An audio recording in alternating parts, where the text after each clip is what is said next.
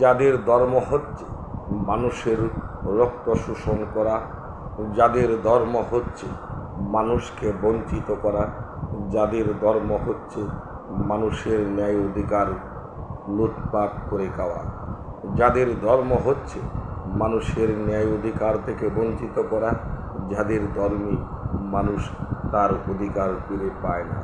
আজকের যে সমাজ ব্যবস্থার মধ্য দিয়ে যে চলমান পরিস্থিতি, আজ শ্রমিক কৃষক যে সর্বহারা মানুষের যে মুক্তির লক্ষ্যে আজ মানুষ মুক্তি পাচ্ছে না, তাদের হৃদয়ের ব্যথা রয়ে যাচ্ছে। এই ভাঙ্গা বুকে যে বেদনাময় যে অবস্থায় দাঁড়িয়ে আছে, শ্রমিকের শ্রম শোষণ হচ্ছে, নির্যাতিত হচ্ছে, শ্রমিক পাচ্ছে না তার শ্রমের মূল্য। এই যে এক অবস্থার মধ্য দিয়ে দেশ চলছে, চলার ভিত্তি কি? আমরা মনে করি যারা আমাদের শ্রম শোষণ করেন, যারা আমাদের অধিকার থেকে বঞ্চিত করেন, যারা আমাদের কাজের অধিকার দিচ্ছেন না, যারা আমাদের পাওনা পরিশোধ করছেন না, আমরা বেতন চাইতে গেলে আমাদের উপর যে পুলিশের লাঠিচার্জ এবং নির্মমভাবে নির্যাতিত হচ্ছি, আমাদের ছেলে মেয়ে সন্তান, আমাদের শিক্ষা ব্যবস্থা আজ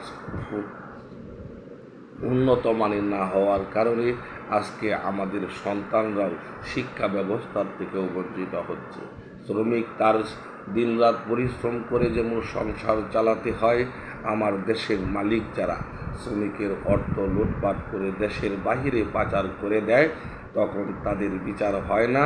আমার দেশের শ্রমিকরা যখন কাজ করে তার পাওনা অধিকার চায়, তখন সেই শ্রমিকের উপর নির্মমভাবে লাঠিপেটা করে তাদেরকে নিরবিচ্ছিন্নভাবে তাড়িয়ে দেয়। এই তো শ্রমিক শ্রেণীর আজকের অবস্থা। শ্রমিকের অধিকার, শ্রমিক শোষণের বঞ্চনা এবং শ্রমিকের কাজের ব্যবস্থা নেই।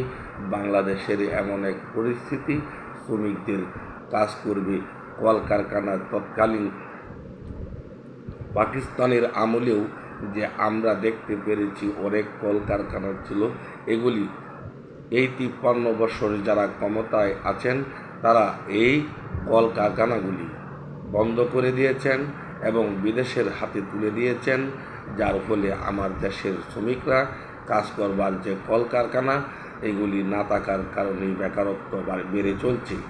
এই হাত থেকে রেহাই পেতে হলে আমাদের সমস্ত শ্রমিক কৃষক সর্বহারা মানুষের ঐক্যবদ্ধ হয়ে একটা লড়াইয়ের মধ্য দিয়ে আমাদের শ্রমিকের অধিকার প্রতিষ্ঠিত করতে হবে। প্রিয় বন্ধু।